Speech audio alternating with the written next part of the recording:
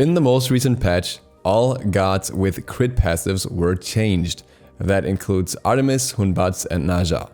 Today, we're going to take a closer look at what has been happening to Artemis, more specifically how the changes that she received affect her on the build side of things. Her change was still target.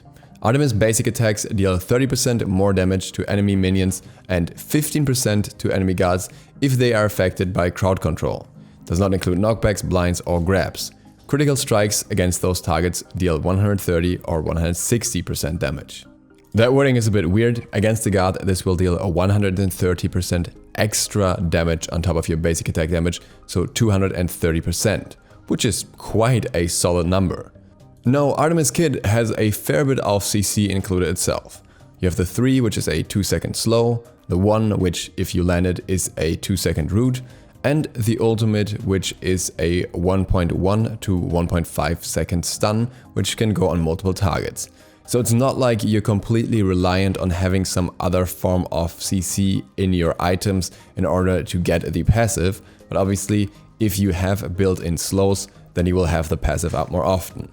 It also can help to have teammates that build into that and support you that way. For example, a mage building Gem of Isolation could kind of fulfill the same purpose. But we're gonna look at this from a more egoistical perspective, looking out for yourself and therefore also be able to take 1v1 trades better by building items with slows yourself. And in that context, there are 3 items that are really worth talking about. The first one being Frostbound Hammer, which comes with an unconditional slow, slowing with every basic attack hit, and as such giving you a very easy way to achieve the amplification. Second, there is Poison Star, which also comes with a slow, but this one is conditional, as you have to crit the enemy in order to get the slow. The third item doesn't slow, but further enhances the effect that we have here, being Runeforged Hammer. The passive here is, enemies take 15% increased damage from you if they are affected by crowd control. Does not include knockups, blinds or grabs. And yes, you got that right, this is basically Artemis passive again. And yes, they stack on top of each other. And they stack in an interesting way. At the moment, all damage amplifications are multiplicative and not additive. That means instead of getting plus 15% damage and then plus 15% damage, you will get your 100 damage first, for example. Then you get that times 1.15.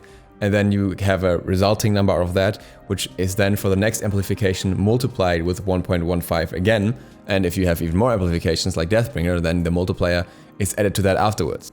If that just sounds like weird math to you, then let's make it simple. Instead of getting the extra damage that each item has in the description, you actually get more. With every item with an amplifier that you get, your damage will be increased by more than that amplifier on the item is stated. And the more you have, the more it becomes. This may not last. There have been mentions of, with the last patch, bringing this mechanic more into a spotlight, especially with Artemis, but also with other gods. There being the possibility of this receiving some sort of nerf and being additive instead.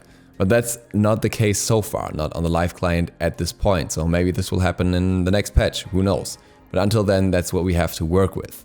And speaking of working with that, I have worked with these numbers a little bit and tried to figure out some things about these items and how they interact and what's really worth building or what is maybe more something that sounds nice on paper. The first thing I did was trying to make Frostbound Hammer work somehow. Now what you have to keep in mind with Frostbound Hammer is that it's really not designed as an ADC item at this point. It comes with a 25 physical power, which is really not a lot for 2300 gold. It has 300 health along with that. And then it has the slow, which is only a 20% movement speed slow for ranged basic attacks, plus 15% attack speed for 1.25 seconds. So nothing completely out of this world. So by choosing to build Frostbound Hammer, you're sacrificing damage. And this damage cannot be understated. You have to keep in mind that even in Artemis, not building Frostbound Hammer will have the passive effect at many points in the game through the multiple CCs that she has. And you only get a little bit of extra damage, but that applies for pretty much anything here. And outside of that, you just end up with a decent amount of damage loss. I tried to implement both Frostbound and Runeforged into a build somehow, but there always ended up being some sort of sacrifice that made it not worth it. Especially with Artemis having her own attack speed steroid, it's not worth it for her to go into too much attack speed, which could otherwise offset DPS losses compared to other builds. But instead, you're kinda stuck with very limited options.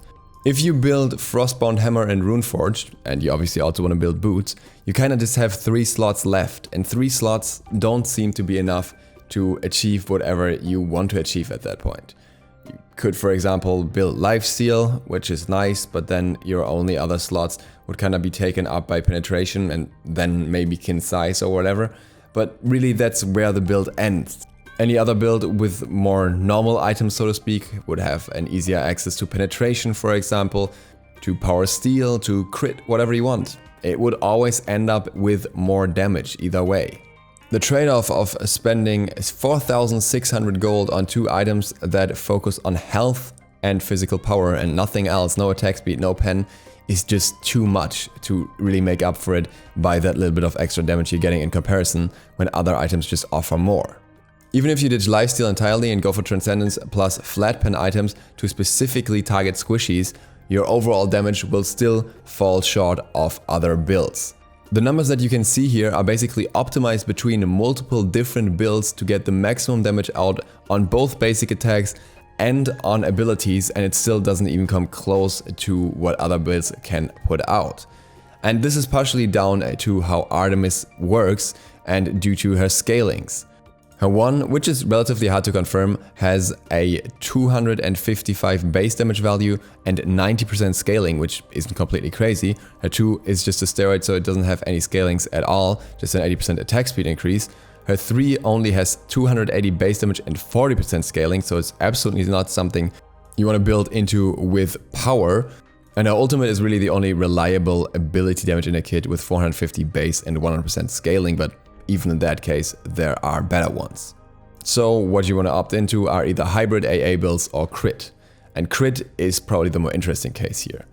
There is a build that can kind of work with crit for Artemis. The items included in this build are Hunter's Blessing, which you trade out later, Ninja Tabai, Devourer's Gauntlet, 3 crit items being Poison Star, Deathbringer, and either Rage or Wind Demon, that's a bit up to you, and then the big question mark. The question mark is either a pen option or Runeforged Hammer. Which one you want to opt for, we talk about in a bit, but let's first look at a build with Runeforged Hammer. You can see here that the damage values are a little bit lower on the ability side, obviously, as you don't have pen that would help that, but you overall get still a decent amount of damage. You maybe lose 50 to 100 damage per ability, but on the basic attacks, with the crits, your damage ramps up insanely high. A basic attack with a slow in the normal build, the non-crit build, is 329, whereas in the Runeforged build it is 513 as a crit. And you will crit almost every shot in this build, especially if you're building into rage, which I would recommend in most situations. So a single basic attack will pretty much make up for any damage you might otherwise lose, and you will still be almost at attack speed cap with your steroid activated. So what we can already see from these values is that Poison Star beats Frostbound across the board.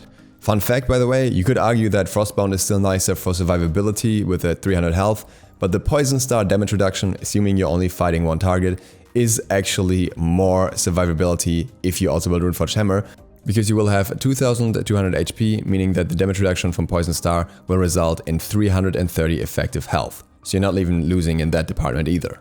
Frostbound only has the advantage of the attack speed slow. So, but why is the last item a question mark? Because it depends on the target. I'm going to show you 2 tables here, one against a level 20 Neath and one against a level 20 Cerberus. Against Neath, you can see that the combination with Runeforged Hammer does by far the most damage. 388 on the first shot and 513 on the second shot. Executioner doesn't even reach that damage after 4 shots. Titan's Bane doesn't reach that damage at all. And Ancile, just to measure how much damage you would output if you didn't have any amplifier or pen or something like that, just the same power, doesn't reach that at all either, obviously. This increases your damage against a squishy target more than Bloodforge would. Against a maximum defense target, things look different though. Runeforged only ends up at 154, whereas Executioner goes up to 177 and Titan's Bane goes up to 185. That's also not factoring in that Executioner helps your teammates as well, not only you. So overall, I would say Runeforged is an interesting choice, and in certain situations it can maximize your damage. But I wouldn't say it's core on Artemis, even in a crit with slow build. Somebody has to do the tank shredding, and quite often that is the ADC. Additionally, the power curve of the build with Runeforged is extremely lackluster. A lot of your effectiveness doesn't happen before you have enough crit to effectively proc your Poison Star all the time, which means you're basically almost full build at that point. If you can fit Executioner in between, you at least get some extra damage against tanks earlier in the game, and you also have some more attack speed and some general power to deal with enemies better. You could even consider throwing in a Kaivel too. So in most situations, your build will probably still be Hunter's Blessing, then Devos or Ninja Tabi, then the other one, then Executioner, and then triple crit, and that's as effective as it will get for you. Everything else will be more of a niche case, and Frostbound will probably not have a place in those niches. And with that, thank you guys very much for watching. I hope this was interesting and insightful. If you're new to the channel, please sub button with the bell, it really helps me out. Other than that, see you for the next video tomorrow. That will be the patch notes and the reveal of Pele. DukeSloth out.